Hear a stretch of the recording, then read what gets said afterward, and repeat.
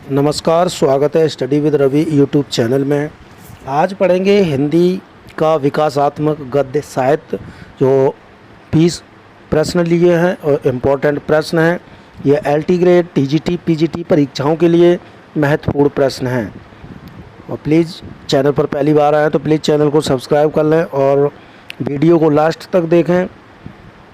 तो चलिए शुरू करते हैं। पहला प्रश्न है कि हिंदी शब्द का विकास किस शब्द से हुआ? सिंधु से, सिंधी से, या फिर हिंद से, या सिंधवी से? तो इसका सही आंसर है हिंदी शब्द का जो विकास हुआ है वो हुआ है सिंधु शब्द से। अगला प्रश्न है, सिंधु का हिंद किस भाषा के अंतर्गत होता है? फारसी, अरबी, ग्रीक या जर्मन? तो इसका सही आंसर है सिंधु का हिंद किस भाषा के अंतर्गत होता है? तो इसका जो सही आंसर हो जाएगा वो हो जाएगा फारसी। अगला प्रश्न है, हिंदी शब्द का प्रयोग सर्वप्रथम किसने किया था?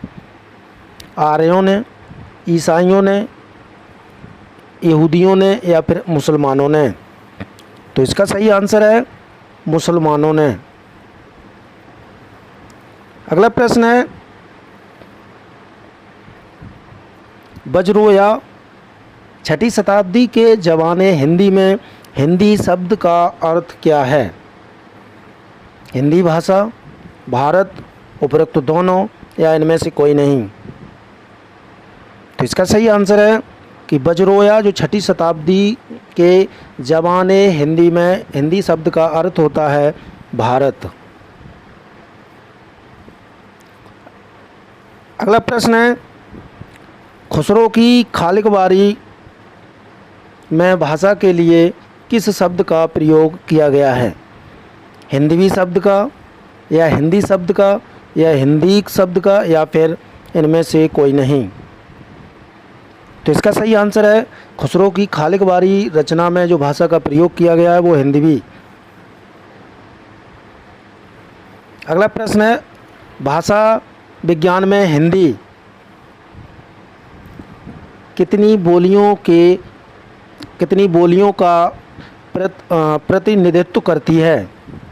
28, 8, 17 या फिर 18?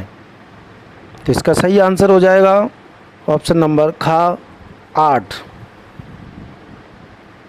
अगला प्रश्न है, व्यापक अर्थ में हिंदी कितनी बोलियों का प्रतिनिधित्व करती है? 8, 12, 18 या फिर 4? तो इसका सही आंसर है 18। अगला प्रश्न है, खड़ी बोली गद्य में रचना प्रारंभ होती है 10वीं सदी से, या फिर 13वीं सदी से, या फिर 14वीं सदी से, या फिर 11वीं सदी से? तो इसका सही आंसर है हिंदी खड़ी बोली गद्य में रचना प्रारंभ होती है 13वीं सदी से। अगला प्रश्न है कि राजस्थानी गद्य का आरंभिक रूप किस समय से मिलता है? 13वीं सदी से, 7वीं सदी से, या फिर 10वीं सदी से, या फिर 14वीं सदी से? तो इसका सही आंसर है 10वीं सदी से। अगला प्रश्न है कि ब्रजभाषा गद्य का आरंभिक रूप मिलता है 14वीं सदी से, या फिर 10वीं सदी से, या फिर 17वीं सदी से, या फिर 11वीं सदी से? तो इसका सही आंसर है ब्रजभाषा गद्य का जो आरंभिक रूप मिलता है वो मिलता है 14वीं सदी से। अगला प्रश्न है, राजस्थानी गद्य मिलता है मौलिक और अनुदित ग्रंथों में, या टीकाओं में, या कवियों की निजी रचनाओं में बीच बीच में टीका रूप में, या फिर उपरोक्त सभी के रूप में? तो इसका सही आंसर है राजस्थानी गद्य जो मिलता है वो इन तीनों में मिलता है, इसलिए इसका सही आंसर हो जाएगा उपरोक्त सभी में। अगला प्रश्न है, ब्रजभाषा गद्य की अखंड परंपरा चलती है भक्तकालीन कृष्ण भक्त कवियों से, या फिर विद्यापति की पदावली से, या गोरखनाथ से, या लल्लू लाल से। तो इसका सही आंसर है ऑप्शन नंबर का भक्तिकालीन कृष्ण भक्त कवियों से। अगला प्रश्न है, ब्रजभाषा गद्य की पुस्तक श्रृंगार रस मंडन किसकी रचना है? गोकुलनाथ की, विट्ठलनाथ की, या बैकुंठ मणि की, या फिर नाभादास की। तो इसका सही आंसर है श्रृंगार रस मंडन जो रचना है ब्रजभाषा में, तो ये रचना है विट्ठलनाथ की। अगला प्रश्न है, दक्षिणी हिंदी गद्य की प्राचीनतम पुस्तक मेराजुल आस्कीन के लेखक कौन हैं? मुल्ला बजी, बंदा नेवाज, या फिर कुतुब शाह, या फिर सैयद हुसैन। तो इसका सही आंसर है बंदा नेवाज गेसू दराज। अगला प्रश्न है, मुल्ला बजी की गद्य कृति है कुतुब मुस्तरी, शिकारनामा, सबरस, या फिर इनमें से सभी। तो इसका सही आंसर है सबरस। सबरस जो रचना है वो मुल्ला बजी की रचना है। अगला प्रश्न है, आदिकालीन गद्य रचना कुवलयमाला कथा के रचयिता कौन हैं?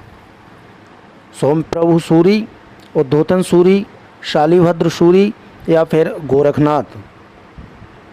तो इसका सही आंसर है उद्धोतन सूरी। अगला प्रश्न है, रोड़ाकृत गद्य की रचना किसने की? राउलवेल, उक्ति व्यक्ति प्रकरण, सबरस, या फिर लताइफे हिंदी। तो इसका सही आंसर है राउलवेल। अगला प्रश्न है, किस आदिकालीन रचना में गद्य का प्रयोग हुआ है? उक्ति व्यक्ति प्रकरण, कीर्तिलता, वर्ण रत्नाकर, या उपयुक्त सभी में। तो इसका सही आंसर है ऑप्शन नंबर घा, उपयुक्त सभी में।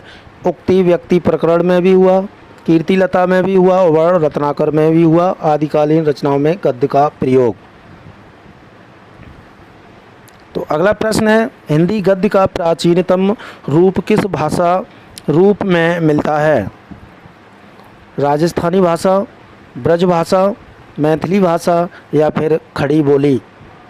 तो इसका सही आंसर है हिंदी गद्य का प्राचीनतम रूप जो मिलता है वो मिलता है राजस्थानी भाषा में।